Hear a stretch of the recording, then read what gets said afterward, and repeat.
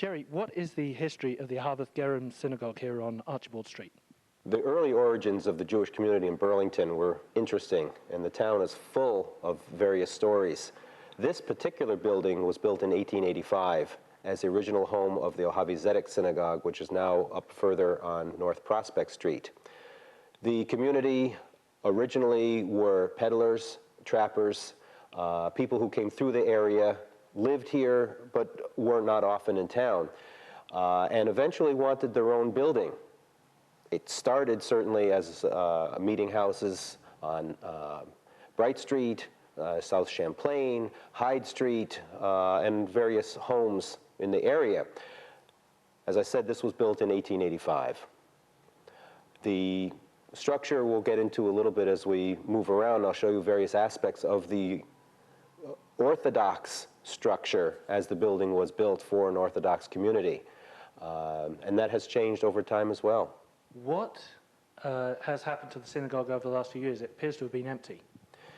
The Orthodox community that was running this shul still exists. It's alive. It has thoroughly maintained the building, but many people are living out of town. In Florida, some people are elderly, and the congregation in terms of numbers and the people who are practicing true Orthodoxy have dwindled. The building, as I said, does exist. The congregation is intact, but for worship, the building has slowed down to the point where it has not been used on a regular basis for the last several years.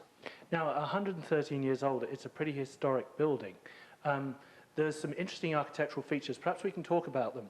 Sure. As I look at the windows over here, they almost look Gothic. Does that make sense? Actually, it does. The builder was a Frenchman, I believe, from Canada, and was familiar with building churches. Church, synagogue, it didn't make a lot of difference to him. So when he built this building, he used the traditional Gothic shape with the rounded point at the top. And if you notice, the cross hatches had a cross on the top of the pane. When the congregation came in and looked at it, they were rather surprised and obviously couldn't use the cross in the building, so they put the angled cross pieces there to decorate it, not have it look quite so obvious. You'll notice some other things. The builder did a number of different structures in the Burlington area and combined a lot of religious concepts with various groups. Now, the window that's the front of the building looks very similar to the church on College Street in Burlington. Yes. There's actually, you can't see it except from the outside. There are two Mogen Davids, the Star of David windows. The builder liked that so much, building this building, he used that same idea for the College Street Congregational Church window. I think you were telling me off camera also the church in Winooski that has the same... It's not the same window, and I don't know the name of the church, but it did have a Jewish star in it, and it's not the same window, but he did like the symbol and didn't realize religious significance or difference and did incorporate it there as well. Same builder. So we not only have Gothic type windows here, but there's the round windows, small round windows above the Gothic windows. Is there anything significant about them in terms of they have the angled braces as well? Well, I believe those were just decoration in the eyes of the builder. But if you look at those porthole type windows, you'll see that it has the typical cross hatch, which might not have been any big deal. You find those traditionally in any window pane. But it represented the cross, and therefore they put the star angle braces through it to eliminate the obvious look of the cross. You'll notice the other windows have the cross hatches, but they're they're 6 pane before you get to the top part. So visually it doesn't look like the regular cross because it's stacked higher and has more crossbars. So they didn't change every single pane. So at that stage of the congregation, we're talking about the 1880s now, there couldn't have been any Jewish builders in the Burlington area, I suppose, because they had to employ a Christian to build a synagogue. Well, I wasn't there. I wasn't here in the 1880s. I believe his reputation preceded him. He was a builder of religious structures. And I don't think it dawned on the people who hired him that he needed to know church, synagogue, but obviously we run into a problem where it may have been helpful if they had talked about those types of things first. Now, can we talk about some of the architectural features of this building? Sure. Is it structurally the same as it was when it's built 113 years ago? Basically, yes. The structure, as you see it, a big square, rectangular, I should say, open building with a large gabled roof, is pretty much as the building was built. We even have a picture that was taken in the late 1890s, I believe.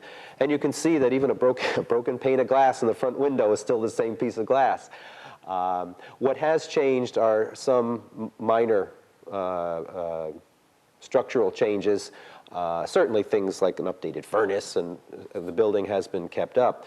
But in terms of the facade, well, maybe I should digress just a little bit and talk about or reinforce the fact that this was originally built as an Orthodox synagogue.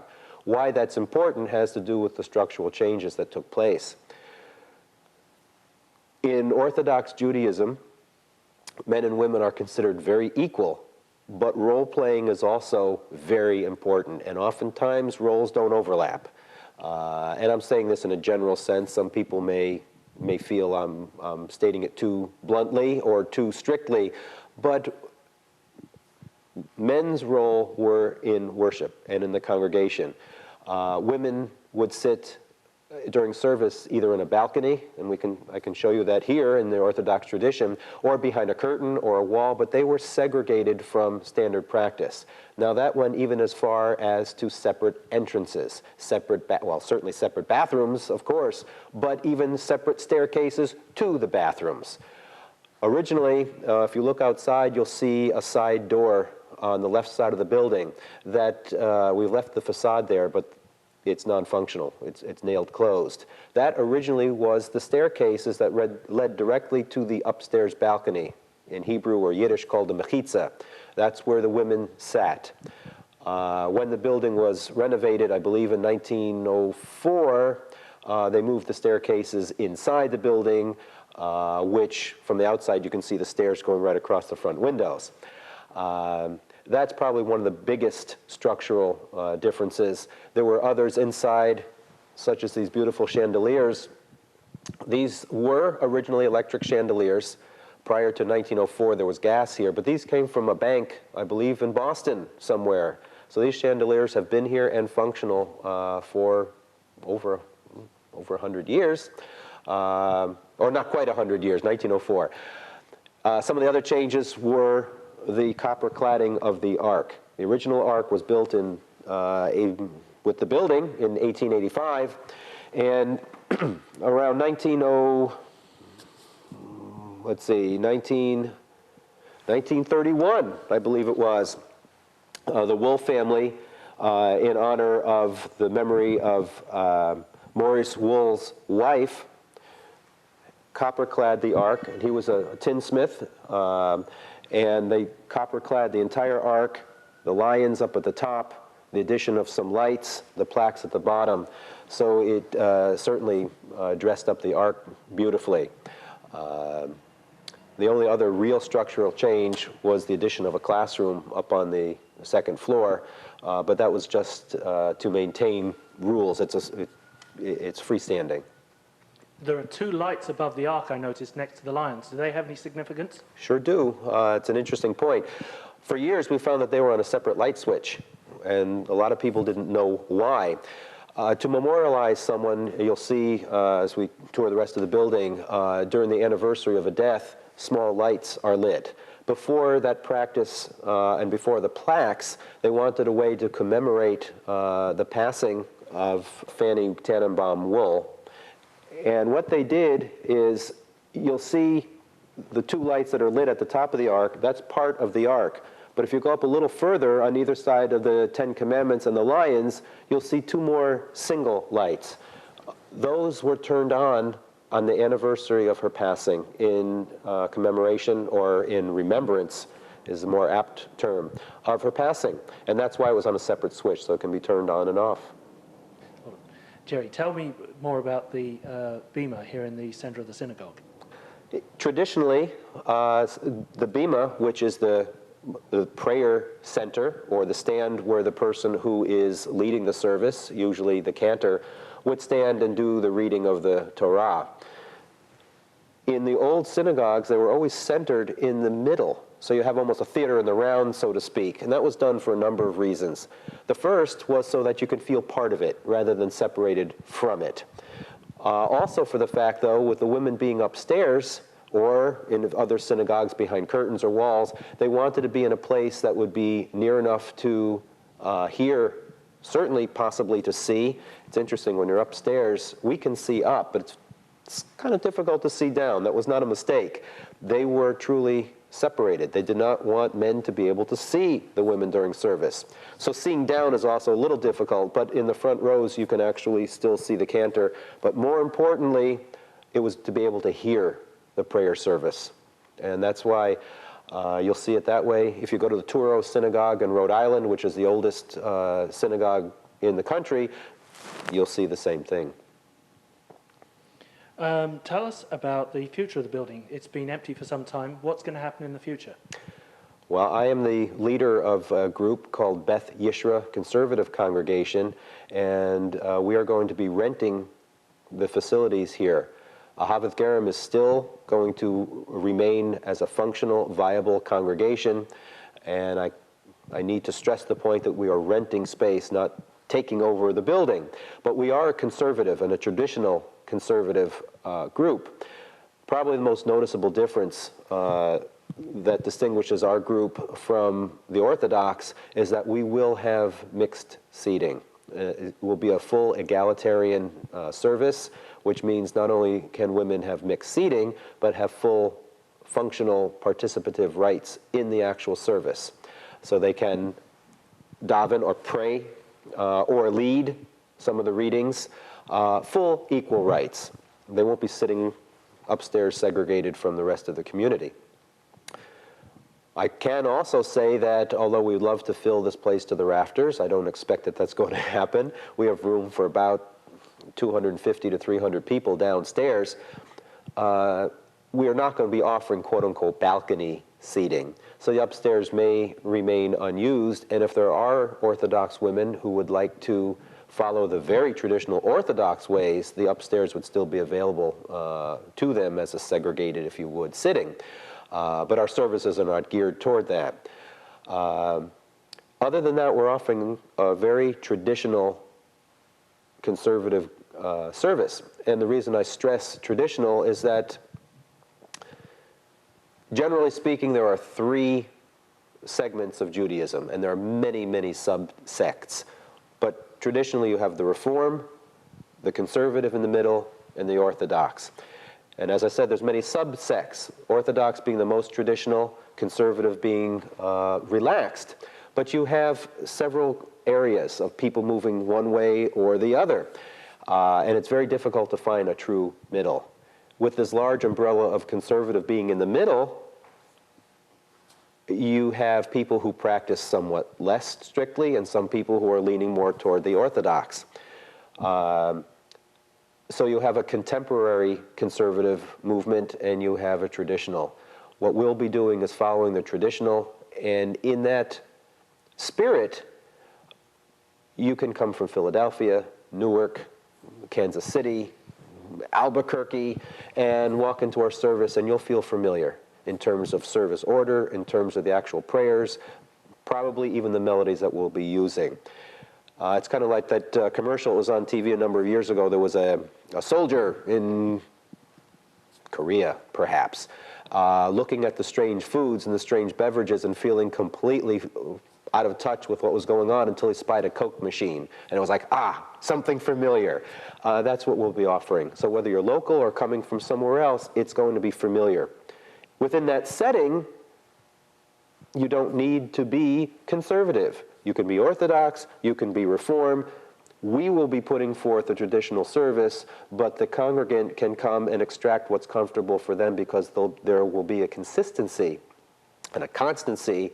They'll know what melodies, they'll know what order, they'll know what timing, and that's what we're going to be putting forth. And we're getting calls from a very diverse group of people, and it's very exciting. When do you expect to be opening your congregation here, holding services? I'd love to say yesterday. As soon. I'm not sure the date of this airing.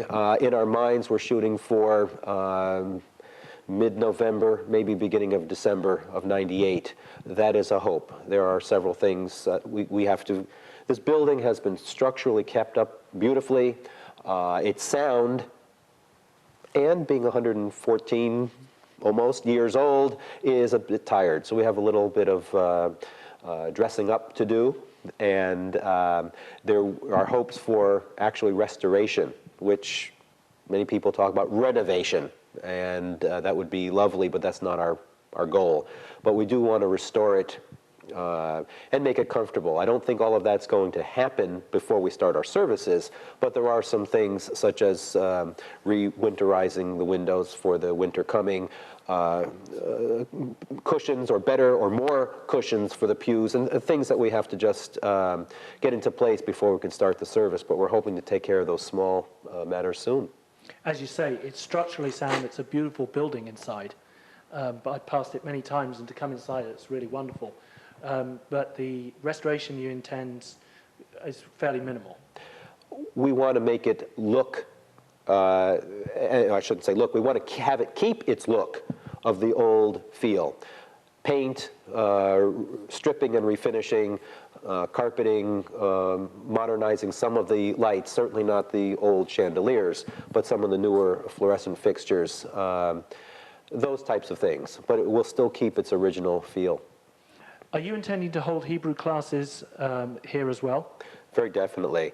The youth of any congregation, of any faith for that matter, is in the children. And so Hebrew school is very important. We are interviewing a variety of teachers currently so that we can offer parents and families, for that matter, not just children, the Hebrew education that they might desire. Would that be in the synagogue here itself, or are you going to rent out another space? Well, we would certainly like to have it here in the synagogue, but that does not exclude other satellite spaces. Now, the name Ahveth Gerim, what's that mean? Ahveth Gerim is lovers of strangers, and that's fairly unique. I don't believe you'll find that name anywhere else in the country, perhaps anywhere else in the world. And that's also true, as far as we know, from our congregation's name, which is, again, Beth Yishra, which means house of righteousness. And I believe that that's also a unique name. We're on the corner of Archibald Street, across from the small cemetery there, Catholic cemetery. Do you know anything about the history of this site itself? Interesting site. This was a stone working site, and this is where they cut the stones for the cemetery. And this corner lot was bought by the Ahveth group to build this structure. So this was originally a stoneworking site for that cemetery.